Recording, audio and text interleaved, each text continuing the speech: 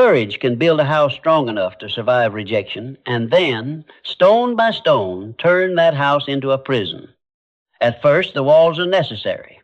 They protect a purpose too young to withstand the weather of public judgment. They give an unproven decision time to breathe. But rejection comes again. Mockery strikes. Disbelief enters the voices of friends.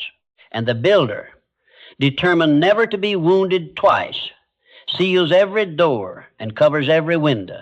Nothing hostile can enter now, neither can light. Understand the danger. There are seasons when you must proceed before approval arrives. The creator may have to continue while the work is still misunderstood. The founder may have to act while others doubt the undertaking.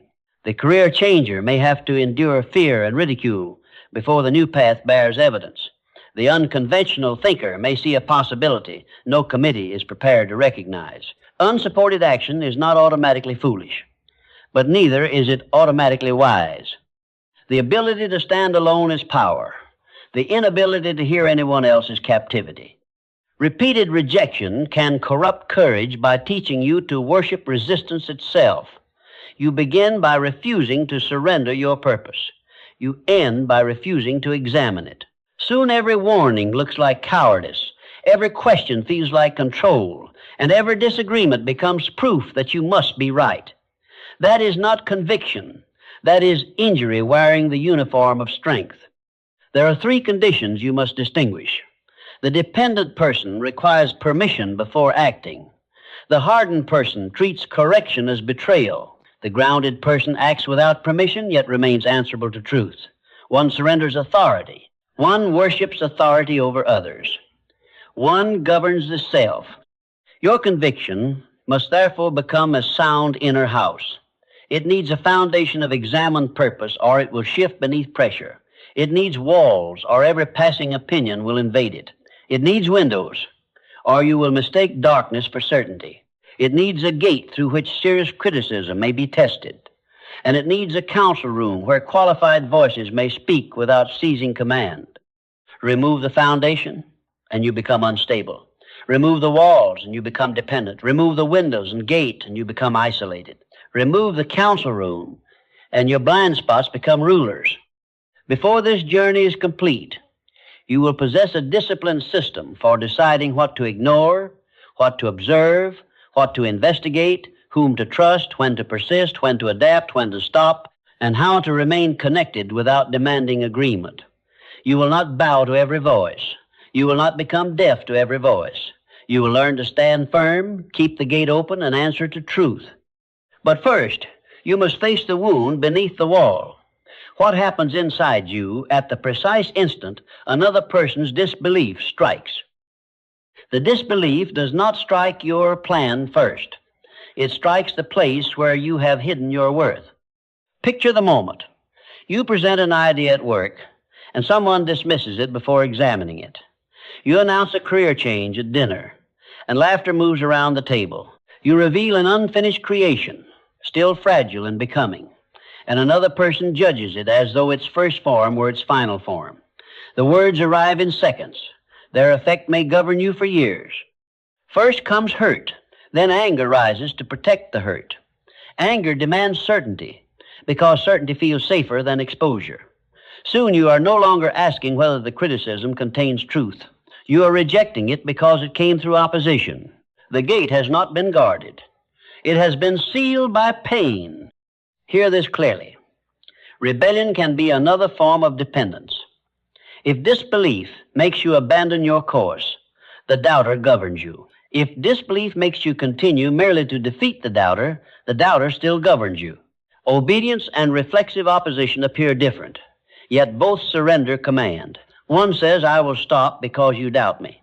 The other says, I must continue because you doubt me. Neither is free. This is what happens when worth becomes fused to a plan. Every question sounds like an order to surrender. A proposed change feels like humiliation.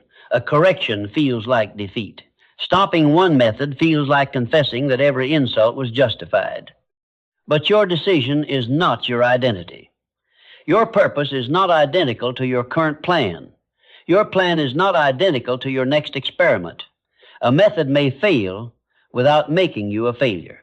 A judgment may require revision without placing your human worth on trial. Independence begins when you can protect purpose without declaring every present decision sacred. The documented audience interest in action-oriented guidance about self-doubt and unsupported ambition establishes one sober point. Many people experience solitary belief as a practical struggle demanding action, not merely reassurance. It does not prove that any particular method works. It reveals the hunger. People want to move while doubt remains, yet movement without examination can become escape in the costume of courage. Therefore, install the first interruption. Before you answer criticism, write the exact claim being challenged, not the insult you heard, not the motive you assigned, the claim. Then name the emotion the challenge produced: shame, fear, anger, embarrassment, grief, or the old ache of being unseen. Write both before you defend anything. This pause does not submit to the critic. It prevents the critic from commanding your nervous system. It lets you experience disagreement without collapsing, retaliating, or closing the gate. Keep the written claim. You will test it later. For now, ask the harder question. If the desire to prove them wrong were removed, what would remain beneath your conviction? Your answer may steady you, or it may expose how much of your strength has been forged from another person's disbelief. Either way, the armor has been named. Now you must build beneath it. What must be built beneath the armor is not louder certainty. It is a foundation of stated reasons. Conviction without reasons is only intensity. It may feel powerful, it may survive argument, it may even endure for years, but it cannot be examined, strengthened, or responsibly defended. If you cannot state why you stand, you cannot know whether you are persisting from courage, habit, fear, pride, or an old wound that has learned the language of purpose.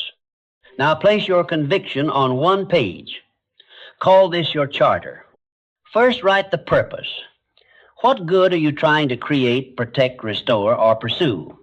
State it without mentioning your critics. If opposition must appear in the sentence for your purpose to feel alive, you are still building upon resistance. Second, write your known reasons. What do you actually know? What are you assuming? What are you merely hoping? Do not disguise one category as another. Hope can inspire action, but it cannot impersonate evidence. Assumption can guide an experiment, but it cannot claim the authority of fact. Third, name the people served by this decision. Who benefits if you are right? Who bears consequences if you are wrong? Purpose becomes more responsible when it sees beyond the self. Fourth, declare the acceptable cost. What time, discomfort, money, delay, or misunderstanding are you willing to bear? Then name what you will not sacrifice. A conviction without limits may consume the very values it claims to honor.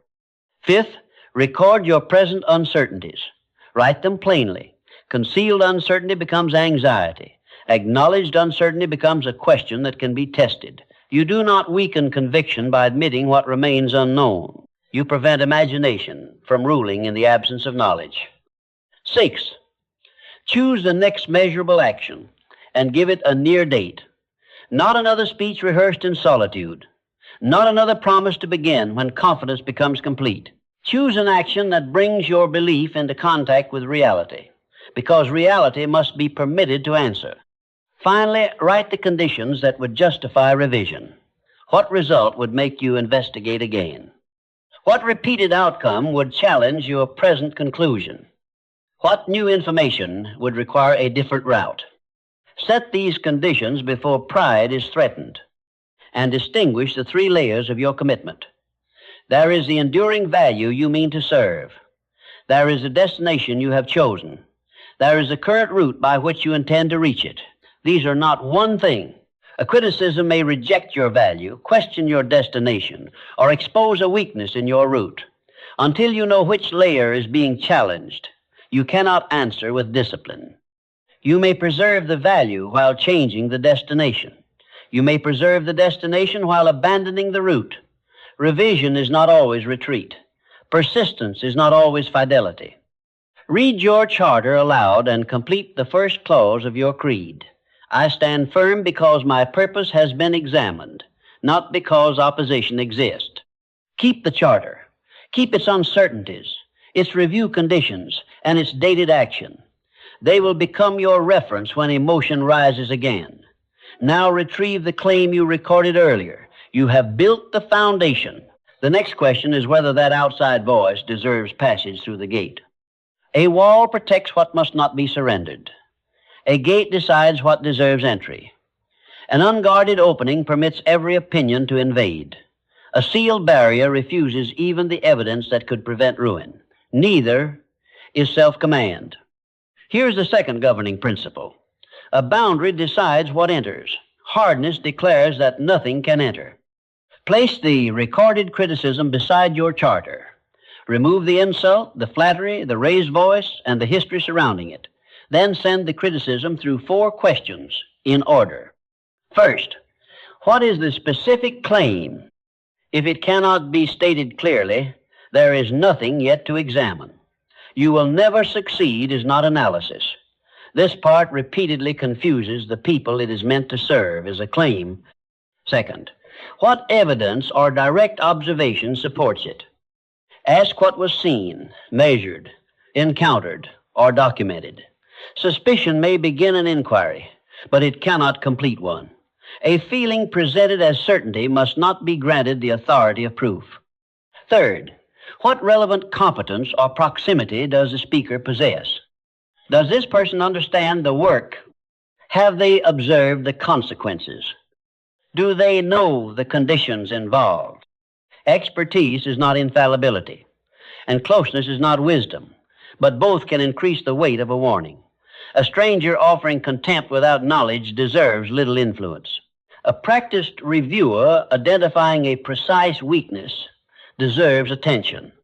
Fourth, what useful test or action follows? Can the claim be checked? Can a question be asked? A small trial conducted? A cost verified? A result compared with the review conditions in your charter?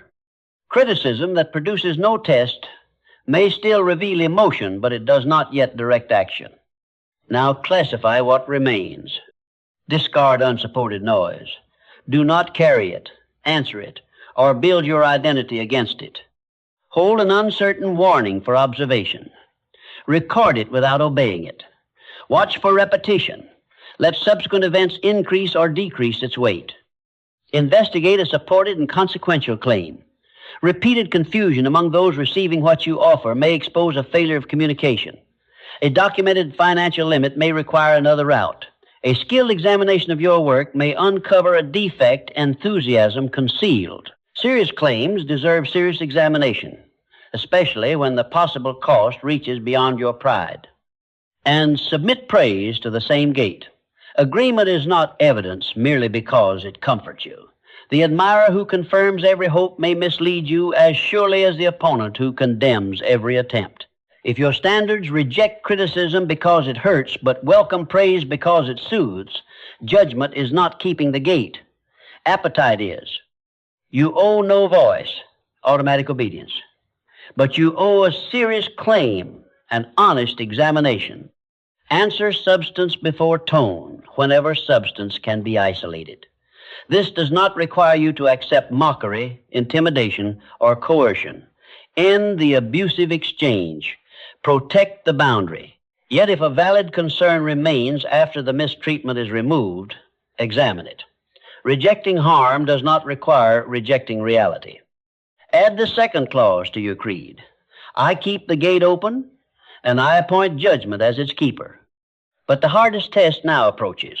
What will you do when the warning is supported, the consequence is real, and the messenger delivers it badly? A cruel voice may carry a valid fact.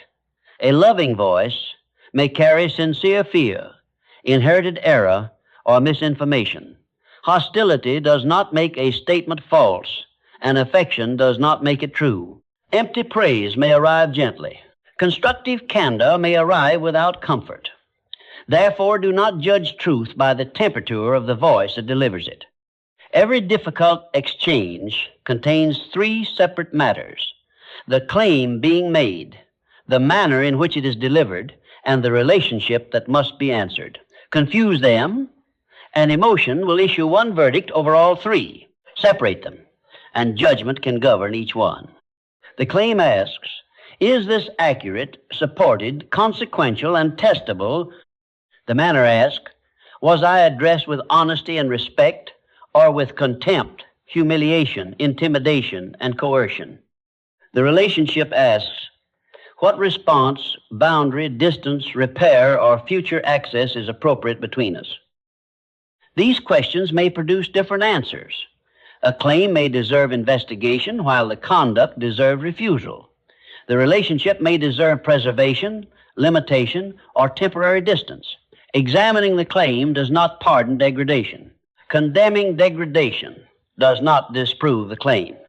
When the first emotional surge rises, do not force yourself into instant composure. Install a cooling discipline. Record the exact words while memory is fresh. Then wait until the first wave of anger, shame, or fear has passed. Do not answer while your wounded dignity is trying to defend itself through retaliation. When you can read the words without reliving the entire encounter, rewrite the claim in neutral language. Remove the accusation, remove the insult, remove your interpretation of the speaker's motive. Submit only the neutral statement to the four questions. Return now to the criticism you saved earlier. Perhaps the words were, you are too stubborn to see that nobody can follow what you are doing. The degrading judgment is not the claim. The neutral version is this. Some of the people this is meant to reach may not understand the present explanation. Now the matter can be tested. Which people, what did they misunderstand? Did the confusion repeat? What adjustment would clarify the message without abandoning its purpose? If no support remains after neutral restatement, discard the accusation. If a usable signal remains, investigate it without surrendering your dignity. Your response can be plain. I will examine the specific concern you raised. I will not continue this conversation in a degrading manner. I will decide what the evidence requires after I have checked it. That is not capitulation. It is disciplined delay. It acknowledges what may be true, refuses what is harmful, and reserves final authority until examination is complete. Composure is not submission. Silence is not consent. A boundary is not blindness. Deepen your creed. I stand firm in dignity. I remain open to substance. I do not confuse calm examination with surrender.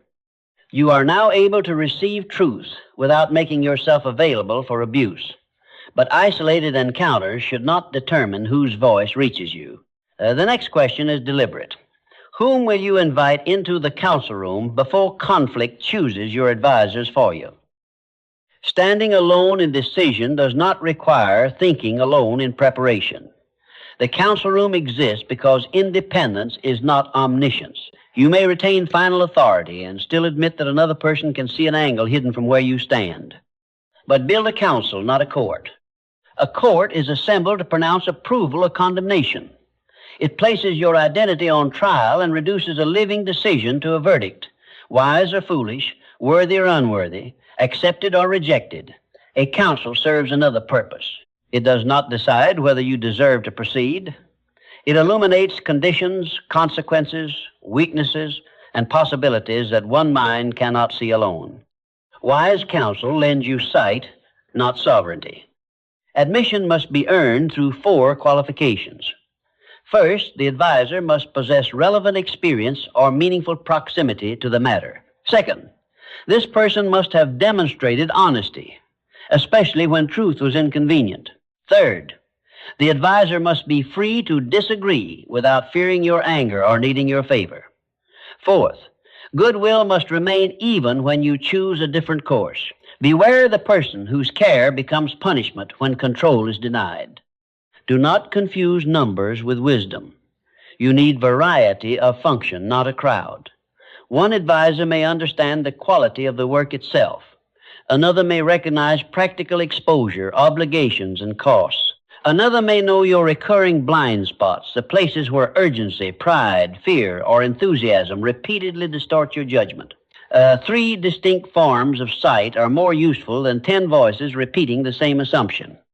The demonstrated attention given to a practical confidence audiobook centered on boundaries, self-talk, and confidence without loudness, 1,727,782 views, shows that many people are drawn to this struggle for quiet self-command. It does not prove that the counsel method works. Audience attention reveals interest, not validation. The method must still answer to disciplined use and observable consequences. When you consult your counsel, do not ask, is my entire dream good or bad? That question invites preference, projection, and identity verdicts. Give relevant context and ask a precise question. What risk am I underestimating? Which assumption requires evidence? What consequence might this route create? What weakness would concern you if you were responsible for the outcome? Then practice the discipline that makes counsel useful. Hear each view without arguing. Summarize it until the advisor agrees you have understood. Record the strongest warning, not merely the most comforting opinion. Ask what observation supports it and what would test it. Then leave the counsel room. Make the decision privately. Own it publicly. Bear its consequences personally. Your advisors are not responsible for rescuing you from uncertainty. They are not permitted to seize authorship of your purpose, and you are not permitted to blame them when a choice made under your authority becomes costly. Consultation distributes sight. Responsibility remains undivided. Complete the relational meaning of your creed. I keep the gate open by inviting qualified voices before pride is threatened. I listen without surrendering command. I decide and I own what follows. Now place the counsel's strongest warning beside the uncertainties and revision conditions in your charter. The next test is severe. When evidence challenges the present route, will you persist, adapt, or bring that course to an honorable end? A compass is useless to the traveler who treats an old map as sacred after the terrain has proved it wrong. Pride calls this consistency. Integrity calls it refusal. You made a decision yesterday, announced it, defended it, and paid a price for it. Now new evidence appears, but change feels humiliating. You fear that revision will make the doubters appear victorious. So you defend the map long after it has ceased to describe the ground. Hear the governing principle. The strong person does not prove conviction by never moving. The strong person refuses to let pride choose the direction. Return to the 3 layers in your charter.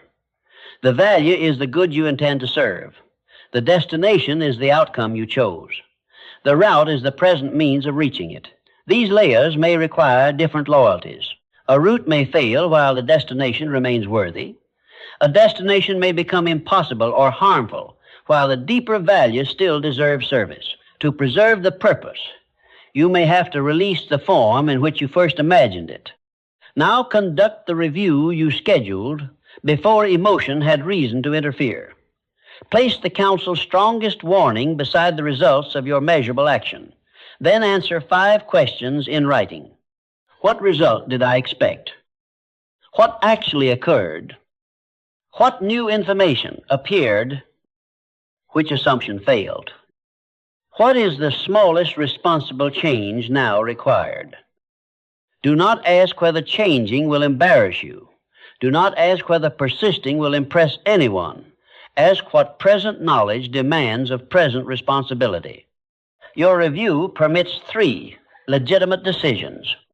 Persist when the evidence remains incomplete, the costs remain within the limits you established, the underlying assumptions have not been disproved, and the next action can produce clearer information. Persistence is justified when reality has not yet answered, not when you dislike the answer it has given. Adapt when the purpose remains sound, but the method has failed. Change the sequence, the explanation, the pace, the structure, or the route. Preserve what evidence still supports. Release what evidence has exposed. Stop when verified facts invalidate the course. When the cost crosses a boundary you vowed not to violate, or when continuing would betray the very value the decision was meant to serve. An honorable end is not collapse. It is the refusal to sacrifice truth, responsibility, or human well-being merely to protect your image of consistency. But guard against disguising fear as wisdom. Before you revise, write the reason. Write it before relief can call retreat prudence. Write it before shame can call correction defeat. Name the evidence, the failed assumption, the breached limit, or the value now endangered.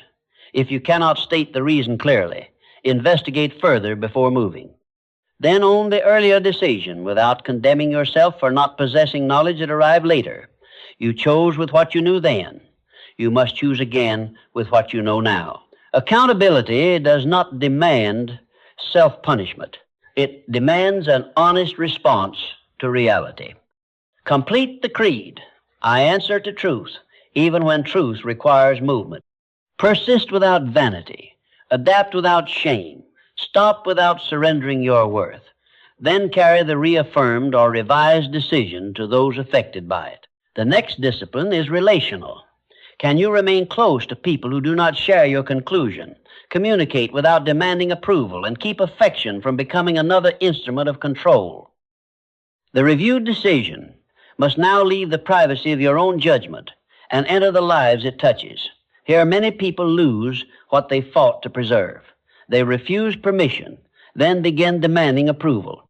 They escape dependence, then make closeness dependent upon agreement.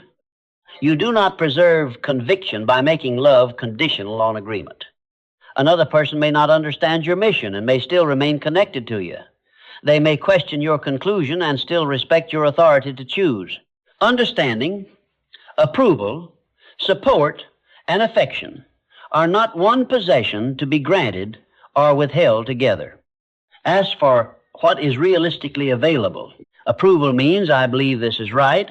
Practical support means I will help in a specific way. Emotional care means I will remain present while this is difficult. Respectful non-interference means I will not assist, but I will not obstruct or degrade you.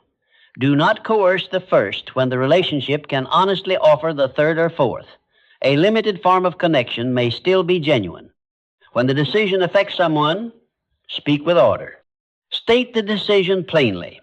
Acknowledge the concern without mockery. Name what you will examine. Establish the boundary. Specify the support you request. Say, in substance, I have decided to continue on this course. I understand that you fear what it may cost. I will keep reviewing the risk we discussed. I will not accept ridicule or repeated pressure to surrender the decision. What I ask is that you speak respectfully and remain willing to hear how the review proceeds. This language does not beg. It does not conquer. It informs, recognizes, protects, and invites. But examine your hidden appetite. Are you communicating to preserve the relationship or staging another trial in which those who doubted you must finally confess that you were right? Vindication is a poor foundation for intimacy. If every conversation becomes a demand for surrender, you have made their agreement the price of peace. Remain curious. Ask what they fear losing. Ask what consequence they may bear. Ask whether their resistance comes from concern, history, obligation, or a stake you have overlooked. Their fear deserves understanding. It does not automatically receive authority. You may hear them fully and still choose differently. Then prove connected strength through ordinary conduct. Keep your commitments. Disclose material risks honestly. Receive care without treating it as permission. Do not disappear to punish those who disagree. Do not use silence to make affection pay tribute to your resolve. Distance may sometimes protect dignity, but solitude must not become retaliation. Mature independence can say, you do not govern my decision, and I will not deny your humanity because you cannot bless it. Now speak the creed in full. I stand firm because my purpose has been examined. I keep the gate open and appoint judgment as its keeper. I answer to truth even when truth requires movement. Stand firm. Keep the gate open. Answer to truth. The system is complete in principle. What remains is proof in practice. A written declaration, a spoken creed, and 7 days in which your conduct reveals whether this identity has truly become your own. A principle becomes character only when repeated choices make it visible. You have built the structure. Now you must inhabit it. Examined purpose is the foundation. Boundaries are the walls. Evidence enters through the gate. Trusted voices gather in the council room. Revision repairs what reality exposes. Relationship keeps the whole structure inhabited, because strength that cannot remain connected soon mistakes emptiness for peace. This is one system. Remove examination, and conviction becomes impulse. Remove boundaries, and every voice becomes a command. Seal the gate, and protection becomes blindness. Refuse repair, and loyalty becomes decay. Drive everyone away, and independence becomes exile. That identity is finished. You are no longer ruled by approval. You are no longer intoxicated by opposition. You do not stop merely because others doubt you, and you do not continue merely to defeat them. You are not afraid to discover error, because correction cannot diminish a worth that was never dependent upon being infallible. Your task is neither to bend before every voice nor to become stone. Your task is to become steady, discerning, correctable, and free. Before this hour passes, prepare one page. Write the purpose you have examined. Name the present route without pretending it is the only route. Record one known uncertainty. Choose the next measurable action. List the trusted counsel whose sight you will seek without transferring authority. Set the date on which results will be reviewed. Then name one relationship you will approach with clarity, one person to whom you will communicate the decision, acknowledge concern, establish a boundary, and request the form of connection honestly available. This is your declaration. Date it, sign it, let it govern conduct, not worship pride. For 7 days, begin each morning by speaking aloud.